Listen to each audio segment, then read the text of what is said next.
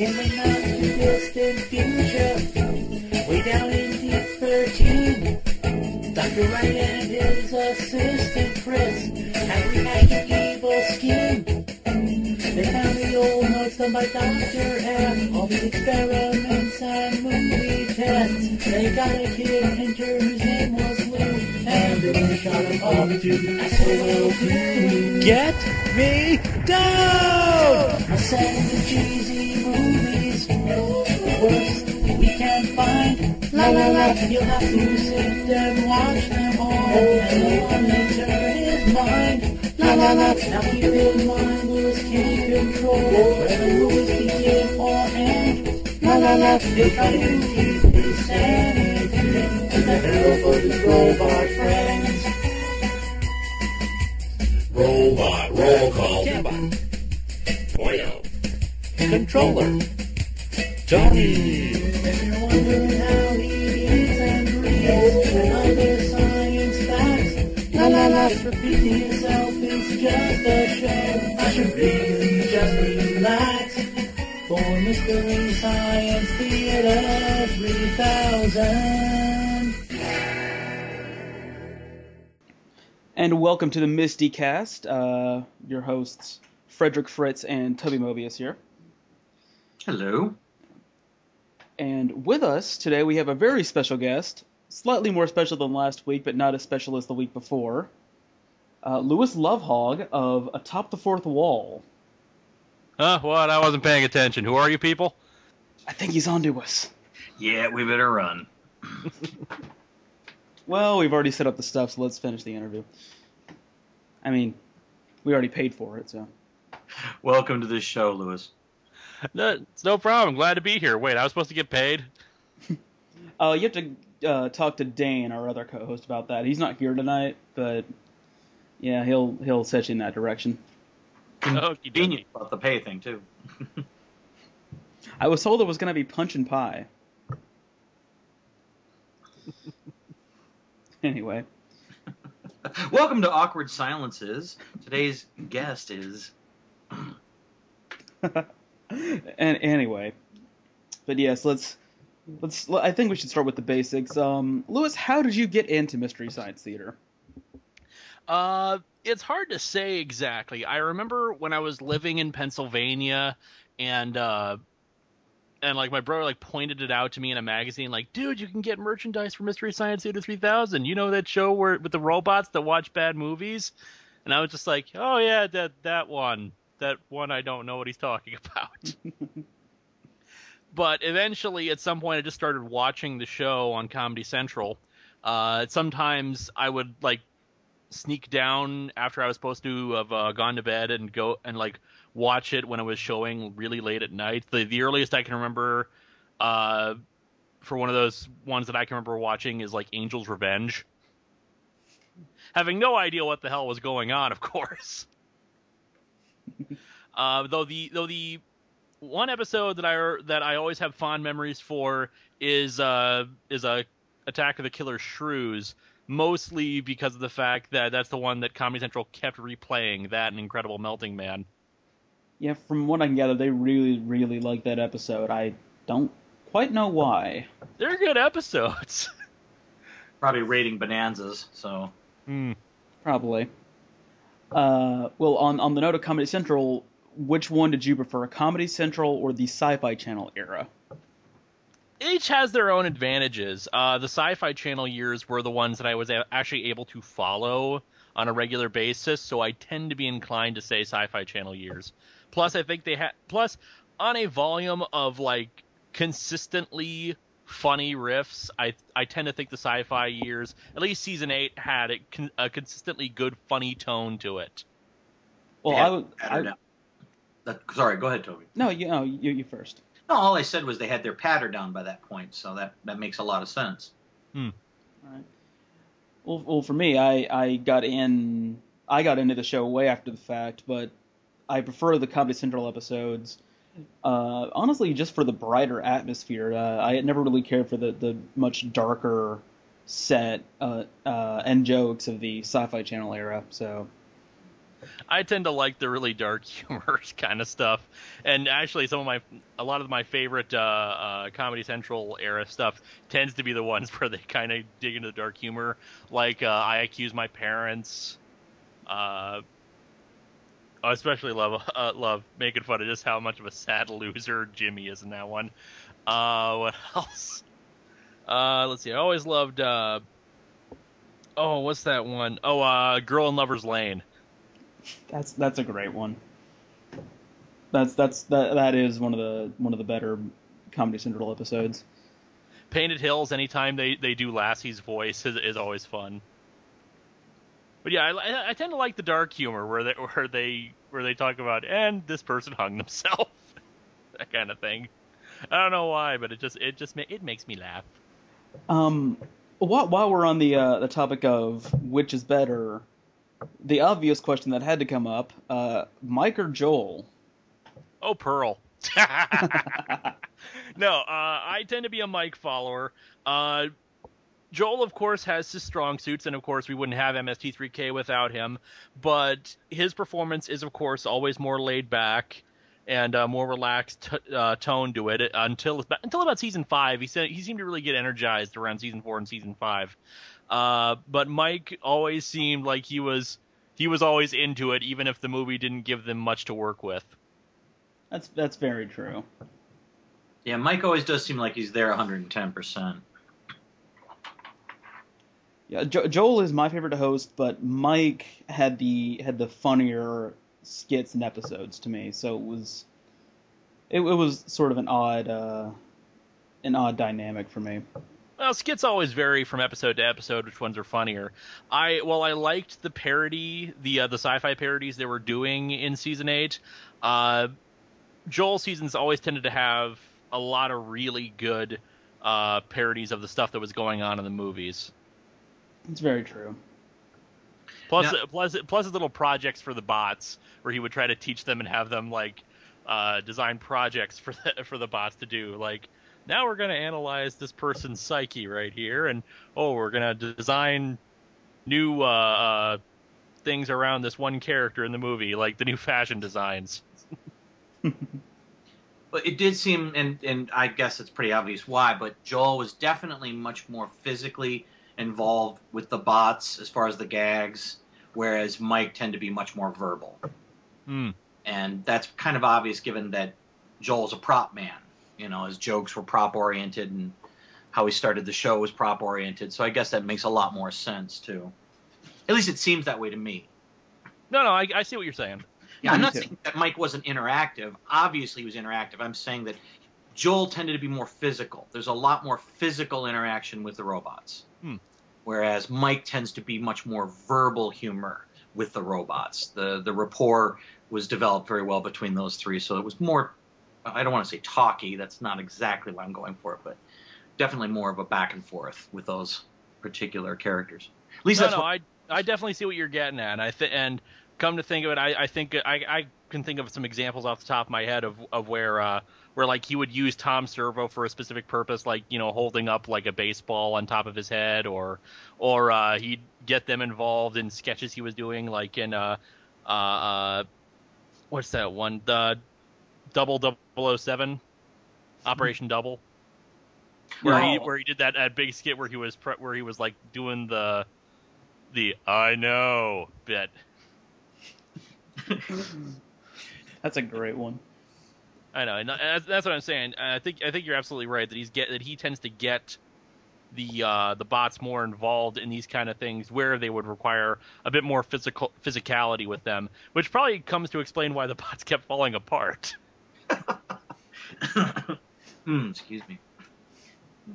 And we should have to be a little forgiving of why I'm being a little more quiet, is because I'm not quite as familiar as these other two guys. They're the brains behind this particular operation, so I tend to remember more generalities, and they're very specific. That's fine. I could probably just like talk for hours and hours about MST3K, because the thing is, most of us who do reviews on the internet owe a significant what's the word?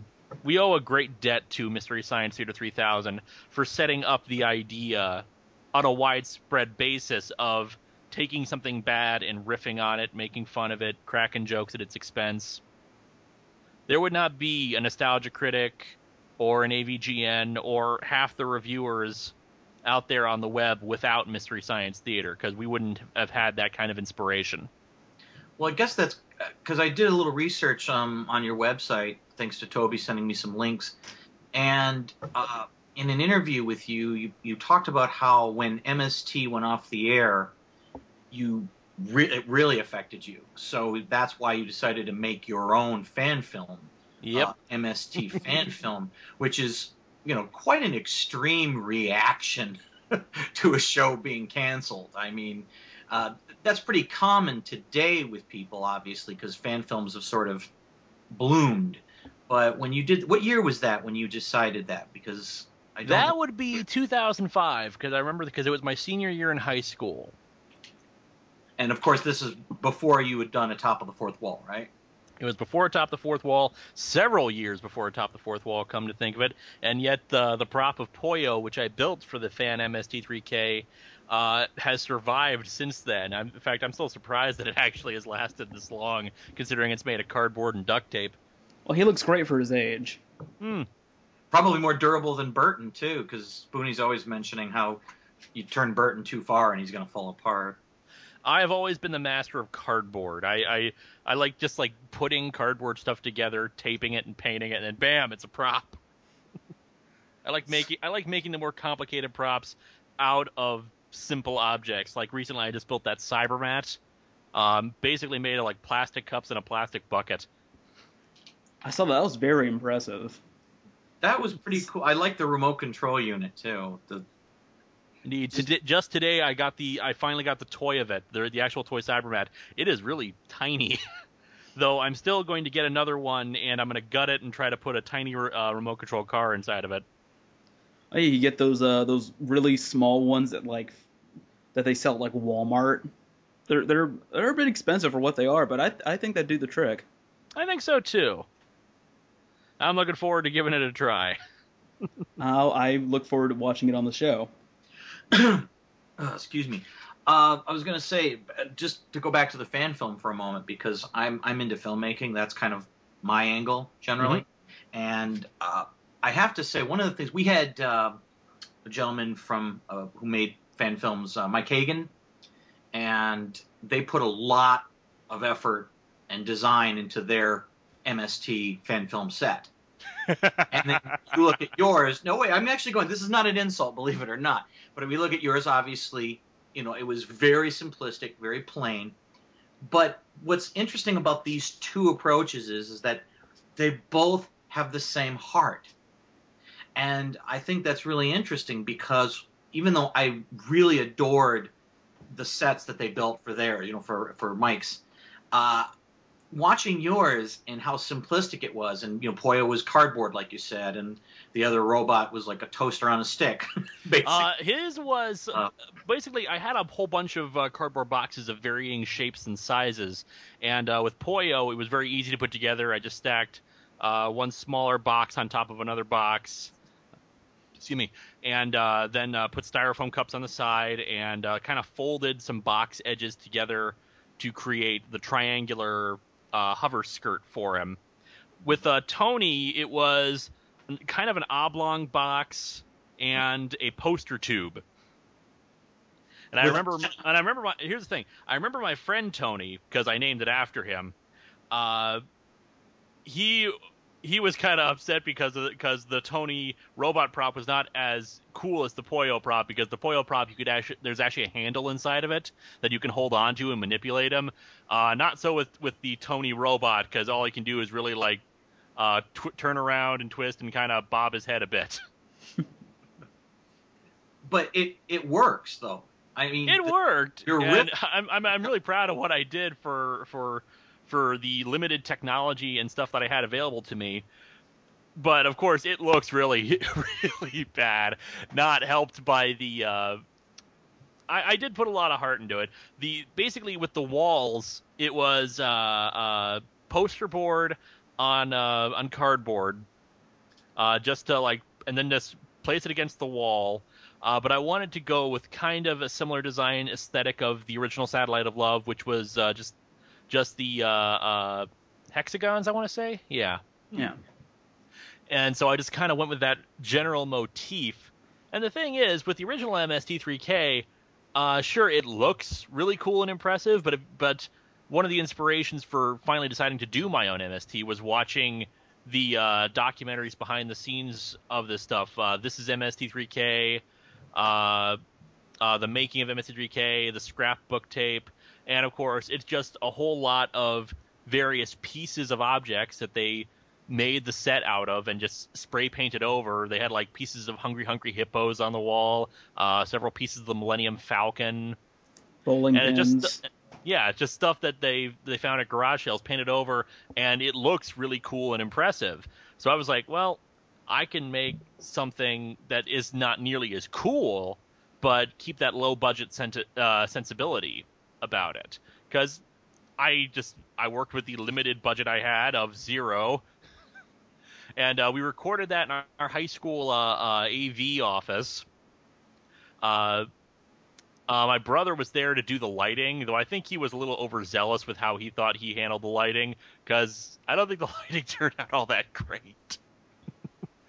Really, the sound was the stuff that needed more work, because we didn't have any kind of microphones or anything like that to work with.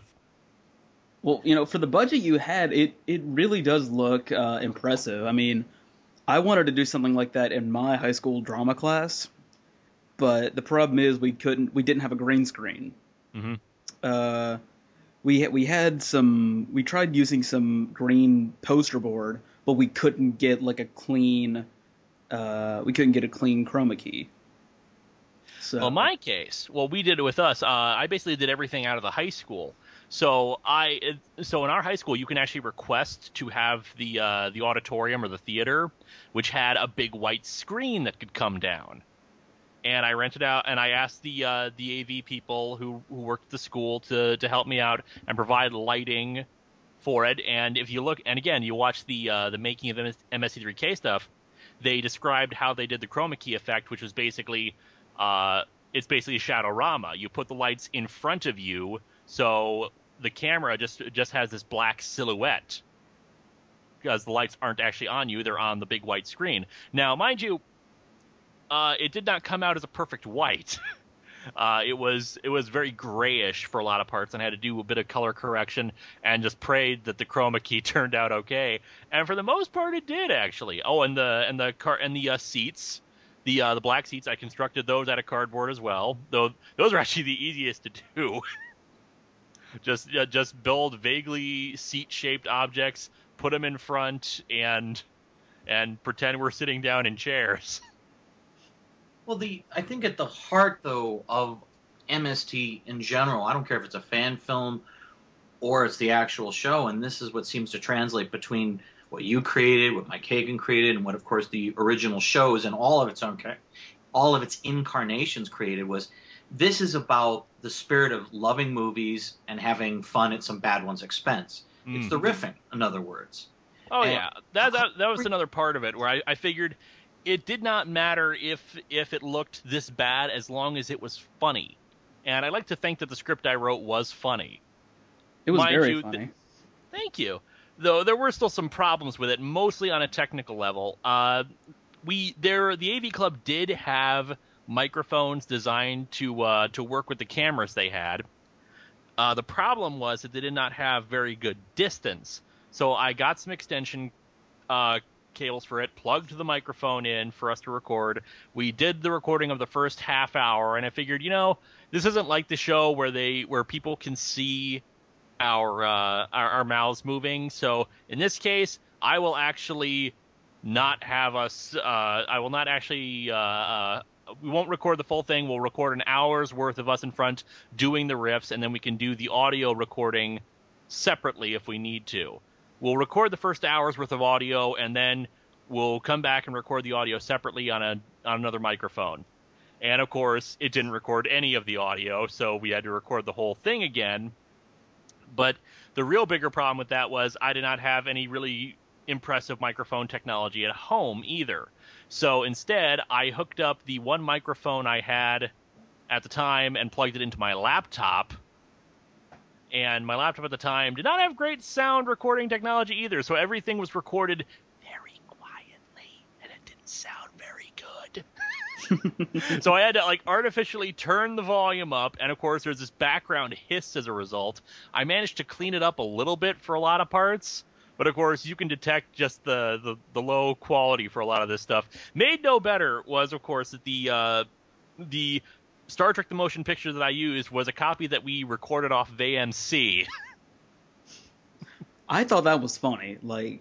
I thought that really added, these villains do not have a very large budget, do they? Why did you pick Star Trek anyway, the motion picture? Why that? It just seemed like one of those obvious choices, and even to this day, they still haven't released a riff tracks on it. I'm really surprised they haven't. They did one for Star Trek 2, but they haven't done one for the one that not a lot.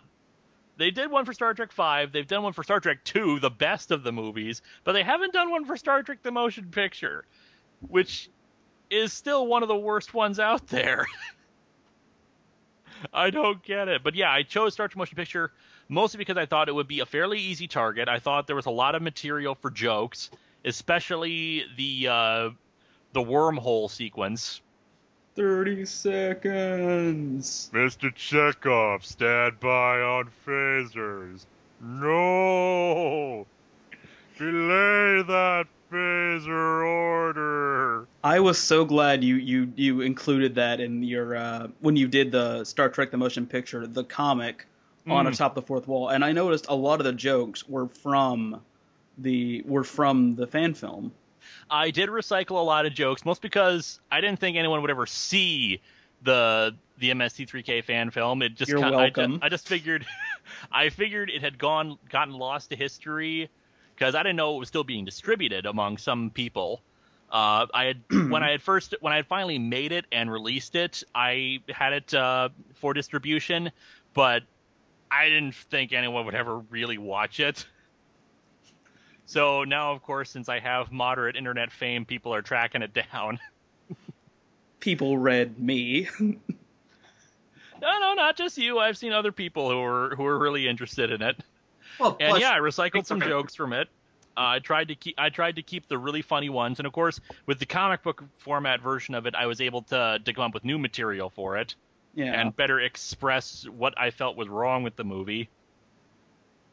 What were you saying, Fred? No, about the discovering the film. I mean, choosing Star Trek, of course. That's I'm sure Star Trek alone, blows out Google all the time. So. So picking that particular movie, and as you said, there is no actual riff tracks or MST for it, so that doesn't hurt either. Yeah. People say, "Hey, MST in Star Trek? Oh, I'll have to check this out." And well, they find out it's a fan film, and that's actually kind of a good thing, not a bad thing. Oh yeah, I'm actually really proud of the host segments too that I did for that.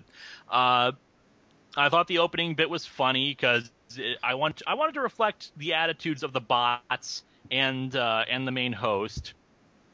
Excuse me.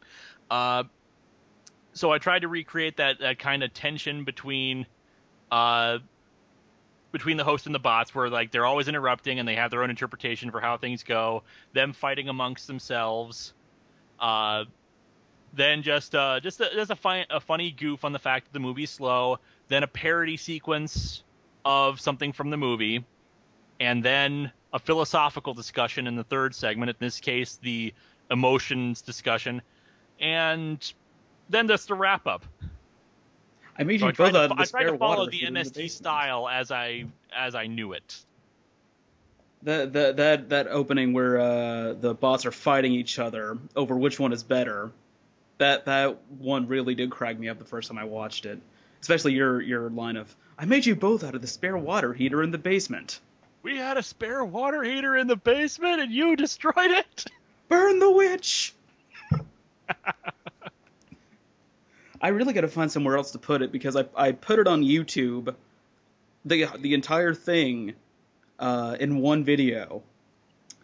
The problem is, Paramount found it, so now it's blocked in most countries. No.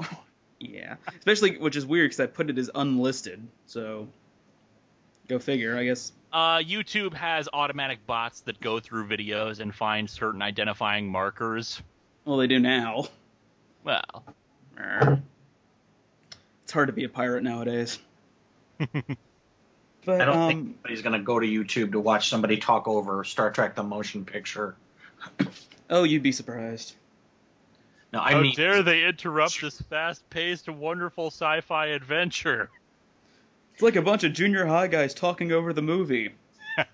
You know what's interesting is, I don't know if either of you saw the new version of the motion picture they did for DVD a while back, where they added some special effects and they supposedly tightened it. So they Lucased it. It still doesn't fix all the character and story problems of the damn thing. Well, here's the thing that first of all, it's really not, I don't think in my opinion, it's not that bad. I've never thought it was that bad.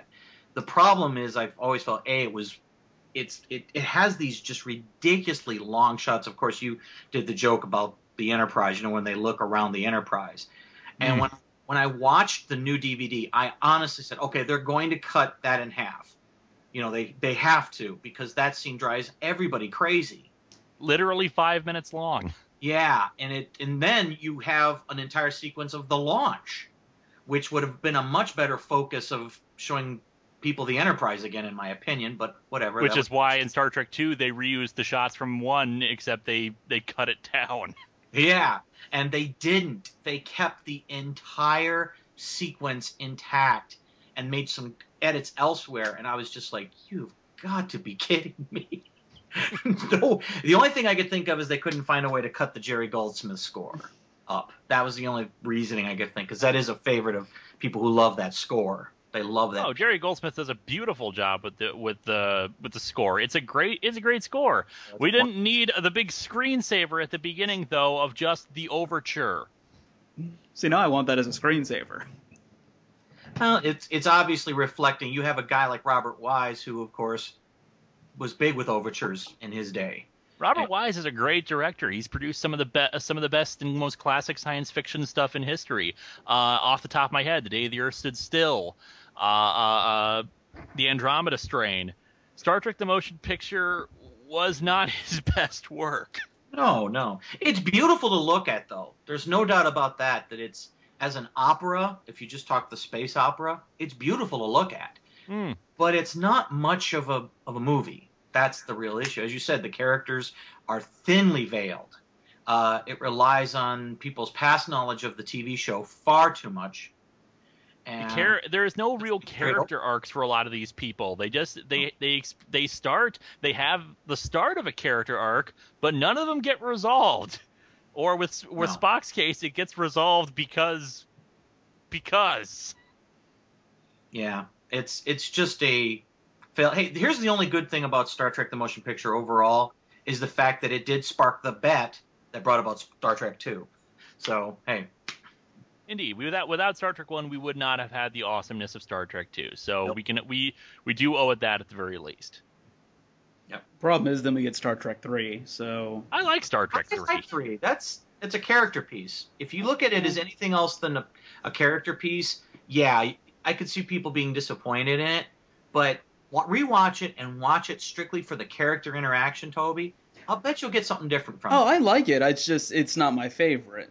I mean, I'm really, really picky about the Star Trek movies. So speaking of other movies that Riff Track should do, Star Trek Insurrection.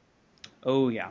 Insurrection. People give Insurrection far too much credit. I actually find it to be the worst of the entire film series.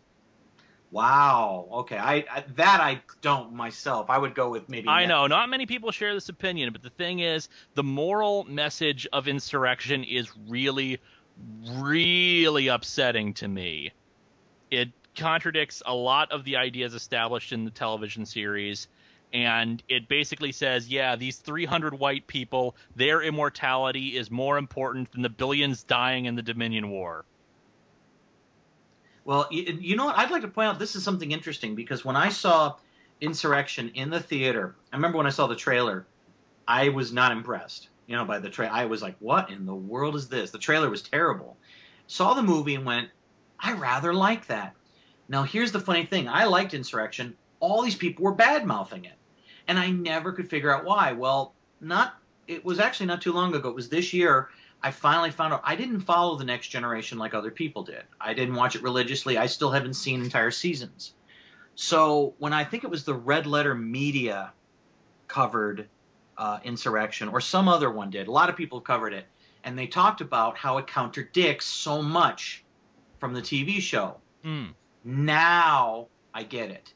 And I have to say, I do agree. I still like Insurrection because I think it's kind of a fun adventure as an exodus.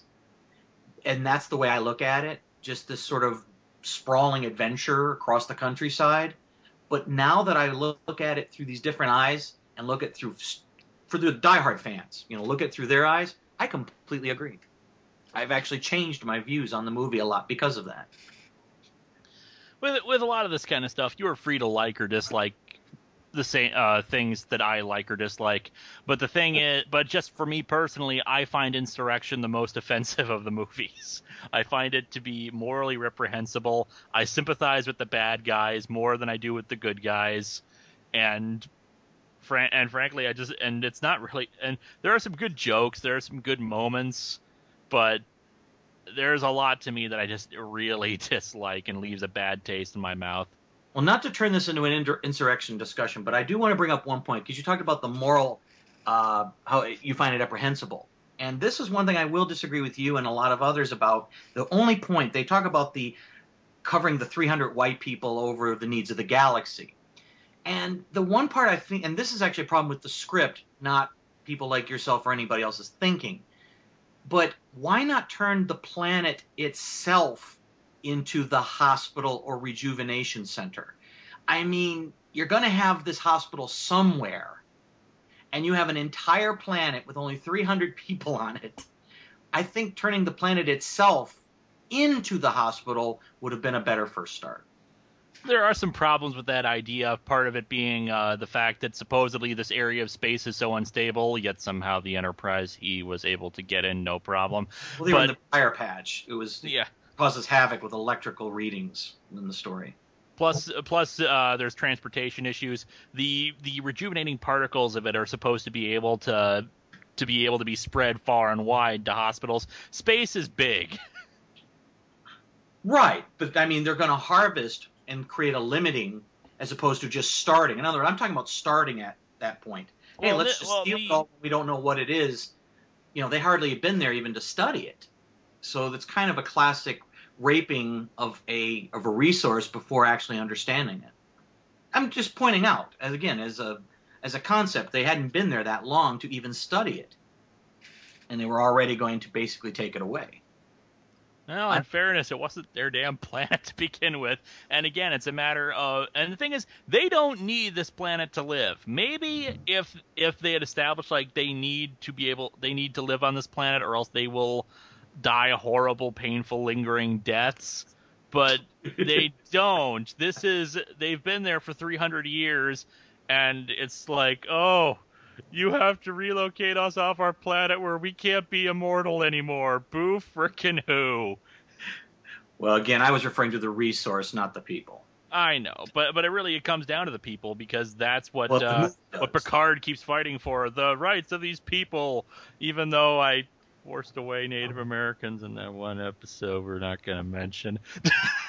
Yeah, that was the episode brought up in the discussion. In Red Letter Media. And in fact, I think SF Debris brings it up, too. It was a valid point, though. It is a valid point, because my view. And also just on another level, they wrote this movie. I keep saying episode. They wrote this movie with the idea that supposedly this place was paradise. That place looked horrible. And frankly, this rejection of technology I find especially laughable. SF Debris went into this a lot. The fact that, farming communities suck. You need, especially one that doesn't have technology to till the land, irrigate the soil. You need to be able to take care of the farm animals. This is not paradise. This is hell. I don't know if I necessarily go with the notion that it would be hell, but it's definitely a lifestyle that would be harder. And the idea that you wouldn't use technology in any way, shape, or form. Excuse me, a tractor was a form of technology, and it even made farming easier, obviously, and helped to indoor plumbing. Yeah, indoor plumbing and medicines. Even when I saw the movie in the theater, I did walk away, even though, again, I liked it. I liked the movie when I saw it. The first thing I noticed when I walked out, I said, why aren't any of these people dirty? And that was something brought up in that particular discussion, too. It's like, I'm sorry, if you're a farmer, you're not going to look like that. I liked it when I first saw it, too. The problem being, I was a kid when I saw it. So I was stupid. Well, movies can take you along for a ride, and they can take you for a certain amount of enjoyment. It depends where you, like, if you watch a Fast and the Furious, you're not there for necessarily, anything deep or moving or intellectual. I guess I personally never looked at the Star Trek films as all that deep. I won't lie. I never did. Star Trek 2 is incredibly deep. Number 2? Yes. Well, it's got elements. I'd still say it has great elements of aging, revenge, comparisons of old versus the youthful, ethical issues about creating new life. It has a lot going for it. It's a Shakespearean story. Well, it's got a lot of great elements. I'm just saying, again, I look at it as more of a yarn as opposed to something philosophical. Bah, I say to you. See, now all I can think of is that Robot Chicken sketch where they did Wrath of Khan, the opera. Oh, that was great. I'd watch that. In a heartbeat, yeah. I'm surprised it hasn't actually been made. I mean, once you translate Shakespeare into Klingon, there's really no excuse not to. On my DVD set, they for Star Trek 6, one of the extras is them creating a production of Hamlet using in Klingon, and the nuances and troubles they have with it because of words that aren't in the Klingon language, or just storytelling elements that don't quite fit in with the Klingon culture. It's actually really fascinating. You mean like where Hamlet doesn't want to kill his uncle because when he's in prayer because he might actually go to heaven instead of hell? Yeah, that might not translate well in Klingon. Oh, especially with Klingon, they don't really have. They kind of have hell, but they don't have hell. Klingon religion is very difficult to really figure out a lot of the details for, especially since one aspect of Klingon culture is that, according to myth, the Klingon culture long ago killed all their gods. They found them more bothersome than they were worth. But Welcome back to Trekkie Talk. We've gone off topic from MST to Star Trek. I don't know. Somehow it seems to all relate. Come on, let's talk about Mike dressing up like Captain Janeway. I think that's a good segue. Oh God, that sketch! I really would. I can't remember if they bring this up in the expanded Amazing Colossal episode guide. What inspired them to do that? And yet, it's a really close parody. I don't know what it is about it. I think it's Mike just starting off with "Stow at you too." I'm told it's because on Deep Space Nine they had like a reference to Tom Servo. In the station manifest for DS9, it's Tom Servo's Robot Supplies. That could be it. I think. Yeah, I remember reading that. There's supposedly a shop on DS9 called Tom Servo's Robot Supplies. Tom Servo is in both Star Trek and Star Wars. That's amazing. Mm-hmm. Well, why not? I mean, Star Trek is always liberally borrowed from things, so why shouldn't others, and vice versa? I mean, I don't know if you know the anime The Dirty Pair, but the creators of Star Trek Next Generation were lovers of that, and they incorporated a lot of Dirty Pair jokes into Star Trek The Next Generation, and later Dirty Pair, Captain Harlock. They introduced a couple of things in there just as background details. Yeah, there was a Ferengi word, K Yuri, which is the two characters. They just put their names together to create a Ferengi word. There's a blown up Enterprise in the Dirty Pair. So why not Mystery Science Theater 3000? It was a great show. Well, the thing is, when a lot of these shows came out, they didn't envision a lot of recording, pausing, and then going detail by detail to look at these little things. They didn't think people would notice them. They underestimated their fans. Yeah, that's pretty much true for anything that was pre-VCR. These kind of things are happening all the time. Well, here's a question then, Louis. Is this something you would ever want to revisit and do another fan film for? I originally envisioned back in the day that I would make another one, and I already planned on what I was going to do. I was going to do a short. What was the one? Riff Tracks did it eventually. The short on it was like a dating one, like it wasn't what to do on a date, but it was like the awkward kid asking a girl on a date, and she got her mittens, and she went up to get her scarf, but then she came down with mittens or something.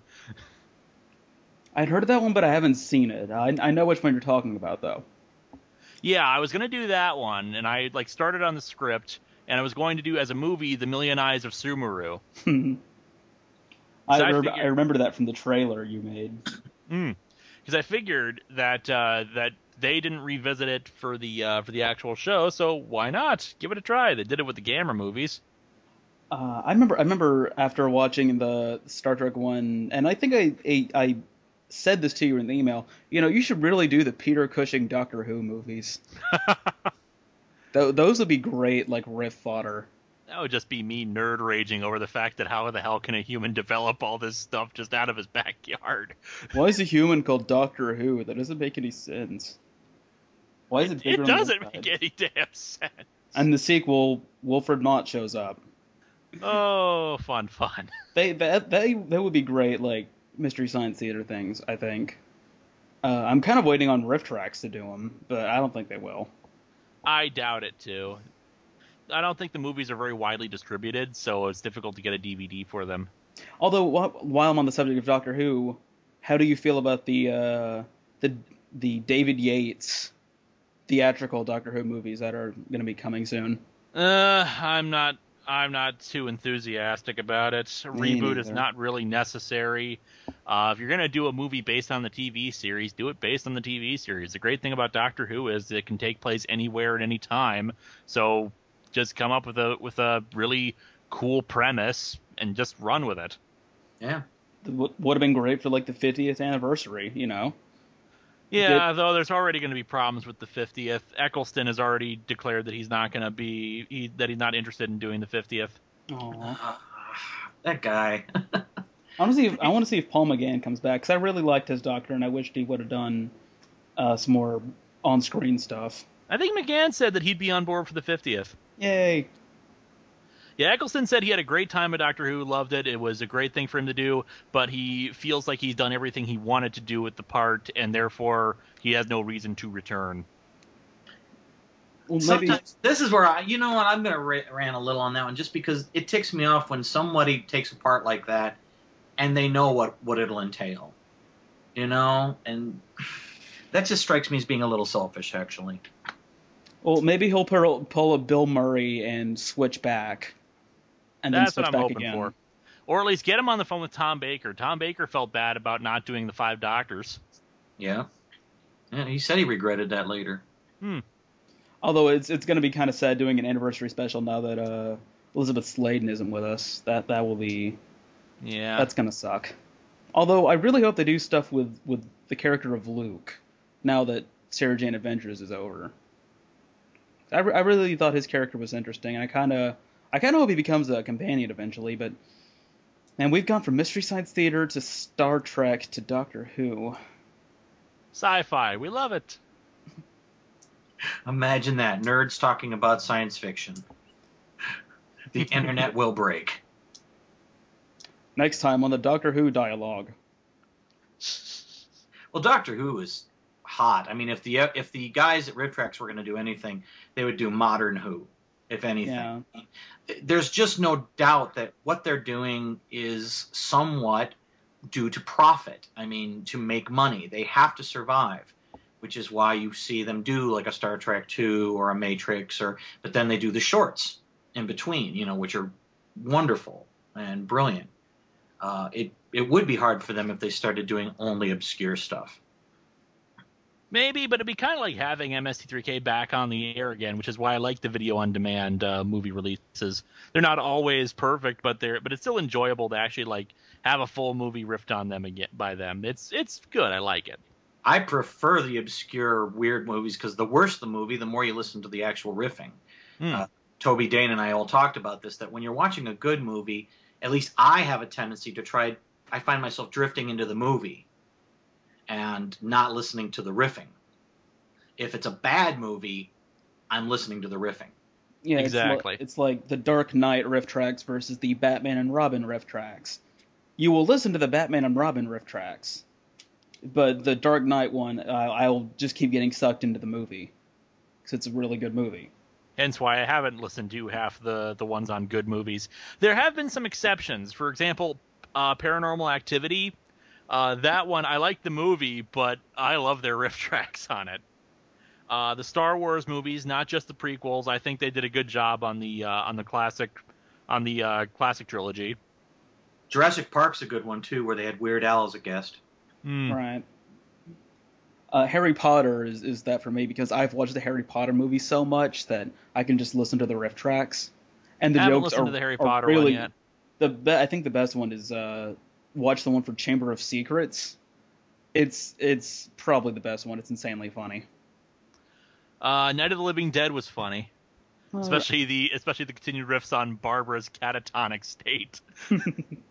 And of course, then you got ones like for Twilight.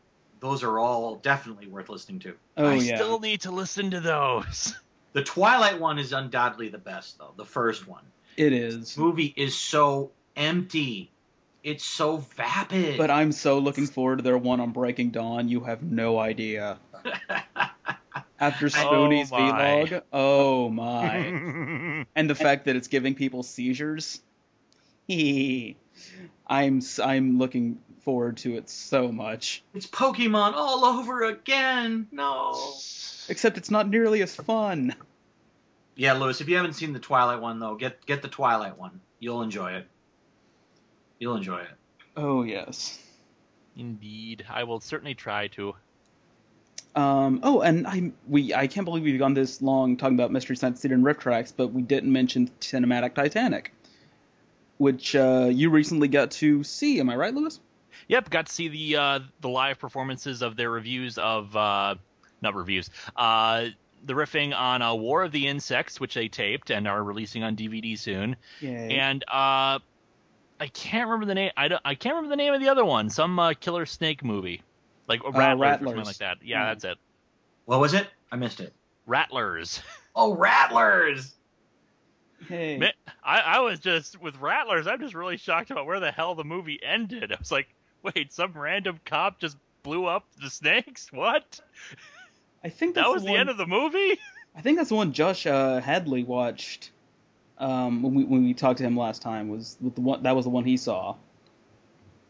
I listened to that. I wasn't part of that one, but I listened to it. I think you're right. I think he said Rattlers. Was that one? I think it was Tiki Island, something like that. Yeah. There's adventure. There was something on Tiki Island. I can't remember the name of it. On Tiki Island. Danger on Tiki Island. They had 3 live performances in Minneapolis. I saw those 2. I skipped their one on Doomsday Machine because I already seen their Doomsday Machine one. So let me tell you something. There is nothing better than being in a crowd watching riffing because it is a blast. It is, but see, I've never been to a Cinematic Titanic show because they never come to Georgia. They only do it if they all decide to go to Dragon Con, and that's only happened once so far. But what was really surprising about it was that I thought it was just going to be the riffing, but actually they had some stand-up routines beforehand. Joel did a magic trick.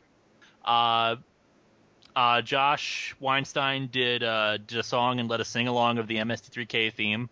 Mary Jo Pehl introduced everybody and did it in a funny way. Who else? Trace Ballou, I think, did a brief stand-up act. And J. Ellis Weinstein did not J. Ellis. Frank Conniff did a stand-up act too. It was really fun. I'm surprised I don't include them on the DVDs. Well, see, for me, when I want to go see riffing in a crowd, I pretty much just have to go to an anime convention around here where these guys do mystery anime theater, where they riff on one of 2 Sailor Moon films because they don't have to pay the licensing fee. Fun. Yeah. And I recommended they check out some of the Joseph Lai, crap cartoons like Space Thunder Kids and Solar Adventure and stuff like that, because they're public domain. They don't have to pay the licensing fee, and they're awful. I bought one in a bargain bin at Walmart. It was so bad. I remember Spoonie's review on Space Thunder Kids. Spoonie and Bennett. Mm-hmm. They need to do Garzy's Wing. They did do Garzy's Wing. No, I mean the anime theater guys. They need to do Garzy's Wing if they can get it and not have to pay a huge licensing fee on it, which I highly doubt there is. Did they? Josh had said that the show he saw was actually a little blue. Was your shows? Did they get like some of the dirtier jokes there in your performance, Link? It didn't seem too blue. I think there was like maybe 1 or 2 jokes that were kind of whoa, but nothing too bad. I don't remember. Oh, I meant to ask, and you might have answered this somewhere else, but I honestly don't remember. What happened to the Tony puppet used in the fan film? I don't remember you saying anything about that. Basically, I kept him in a closet for a while, but after I needed to clear up space, I basically took him apart and threw him away. I was gonna say it'd be great for Pollo to see him again on the show at some point. Like, hey, it's you, that one guy. Well, you guys did a live riff of, I believe it was the Dragon Ball Z movie, the really wild Chinese one. Yep, the MST3K of that. Did that at Youmacon 2 years ago. This year at Youmacon, I did The Last Airbender with that crew. Nice. That's what I was going to ask. Are you guys going to keep doing that? Is that going to be a continual thing, you think? Well, if I go to Youmacon, yes. Well, this is just for Youmacon then. Pretty much, yeah. Okay. Although last year at I think it was Power Morphicon, you ripped some Power Rangers episodes. Yep, the audio quality on it wasn't that great, so I decided not to post up any clips of that. I was actually going to ask, are you going to do that again if you go this year? Because I'd really like to see that, because you, through your history of Power Rangers, have got me back into the series. I can't really get through Samurai, so I've kind of stopped there, but I'd like to. There's some problems with doing it, mostly just timing-wise, trying to write it out. The great thing about the MST4K is that it's pretty much off the cuff, do whatever comes to your mind, and we're professional enough that we know not to walk over other people. We know when to slow down and let the movie speak for itself. Well, I guess we'll ask, since we're getting close to the hour mark, you have anything you'd like to bring up that you got coming up, Lewis? Well, speaking on the Star Trek stuff, December is going to be me looking at Star Trek II: The Wrath of Khan comic. nice. How appropriate. Well, I decided to treat myself this Christmas instead of doing Christmas style reviews. Mostly because I ran out of Christmas comics. I need to find some more. If only there was one on the Mexican Santa Claus movie. I would love to do that. I don't think there is, but I would jump on that in a heartbeat. Because, last year you did Santa Claus Conquers the Martians, which was great. I honestly am still shocked that there was a comic of that.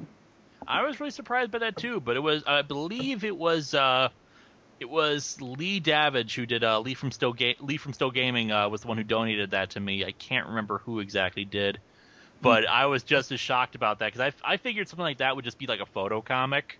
But yeah, someone took the time to draw a Santa Claus Conquers the Martians comic. And it was awesome. It was glorious. And I think I just heard something about there's a Blu-ray print or something coming out of Santa Claus Conquers the Martians. There's a high def print coming out, and they're re-releasing it in theaters. Why?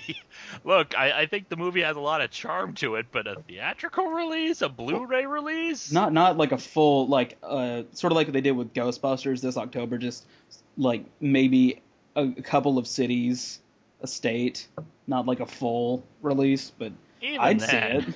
I'd see it. Especially because the theater I go to that shows these kind of movies, if I asked them about it, they'd probably show the Mystery Science Theater version like afterwards. I just bumped into a piece of trivia about Santa Claus versus the Martians. There was a movie made in the 1980s. It's one of those like mega obscure films called Voyage of the Rock Aliens. And if you haven't seen it, track it down. But it's Pia Zadora in a musical of outer space aliens coming to Earth and interacting with kids who just sing rock and roll for like no reason at all, sporadically. But you got to see it. Seriously, it's brilliant. But apparently the script actually started out as a sequel to Santa Claus versus the Martians. Oh, Lord. The writer was like a big fan of cheesy B, and you can see the love for cheesy B movies, and this whole movie is a love letter to B films. But it's just the thought that there might have been a sequel in 1980 to that. I could see it. Well, Yeah. hooray for Santa Claus is all I got to say to that. Yeah, The Torg robot. Torg.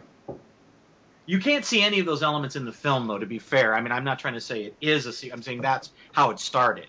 That was its intended. It could be considered a spiritual sequel. Like, It's pretty bad, but in a great way. Dear Riff Tracks. They can't riff that one. There's too much music in it. It's almost a music video. It's like Devo meets Stray Cats. I wish I was kidding too. You got to see it to believe it. I think I have to see it now. Oh, seriously. If no one, to anyone who's listening, go find a copy, either VHS or online. That's how I saw it online. Voyage of the Rock Aliens. They need to do a Blu-ray release of this movie. Seriously, it's brilliantly awful. And really quick, before we run out of time, your comic book Revolution of the Mask was inspired by Mystery Science Theater. Am I right? Yes, it was. Yes, it was. Specifically, the episode City Dwellers. City Limits. City Limits. Yeah. City Limits. Since they introduced in that place a society that kind of was based around comic books. They didn't really do much with it, but I was like, wow, that is actually a pretty interesting concept. What if you try to create societal rules and ideas around comic books, and that eventually evolved into a kind of a post-apocalyptic, we have good guys who based their rebellion around comic book superheroes versus a society that rejected lots of these forms of media and state control, that kind of thing. And yeah, City Limits from MST3K was one of the inspirations for Revolution of the Mask. Right, and I noticed there is definite MST influence in I think there's a little bit of it in Lightbringer at times. Just kind of the way the character acts, he does kind of riff on certain situations in that way, and especially in Crossover Lord, when they're riffing on the Smiling Man's backstory. That was deliberate there when we were writing that. God, Crossover really Lord fun. was so long ago. I only read it not too long ago. I still haven't read the sequel. I haven't read the sequel either. And speaking of, I'm looking forward to Lightbringer's return. Well, thank you. I'm looking forward to it returning too. I just need to actually it's going to happen this week. I just need to actually find the time to sit down. Well, the announcement of its return. I just need to actually sit down and take all the pages, put them up, and then make the official announcement. It's just I've been working around the clock trying to get a lot of other stuff done. Yeah, with it, I know you're very busy with Atop the Fourth Wall. It's a very time intensive project. I am lucky to have a lot of great friends to help me out with this. For example, the Electric Tale of Pikachu episode, it was still not finished by the time Yomagon came around. I had a placeholder scene of a zoom in on 90s Kid. I was working just trying to get this one effect to work, and it's basically an effect of me walking around 90s Kid, because I can do that now with since I have After Effects now. And I was going frame by frame, really time-intensive project. And I was like, oh my god, this is taking forever. And I asked Phalis because he has more experience with After Effects to do it. And I was like, yeah, okay. And he knocked it out in a day, and it looks better than what I was making.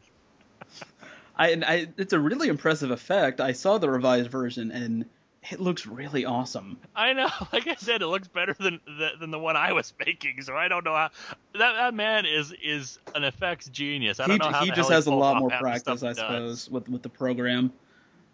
I mean, he did like a good chunk of the effects in the last 2 anniversary specials. I don't think he did anything for Kick-Assia, but yeah, he was one of the 2 effects guys behind Suburban Nights, and again he did a beautiful job there too. I'm pretty sure he did the effect of the car running into Malachite and exploding and whatnot. And he color corrected the eyes when he looks in the mirror. I remember that. And the other one was Matt Burkett. Am I correct? Yep. Policy Hack. Yeah. Who is also someone else I want to see if I can get on this show.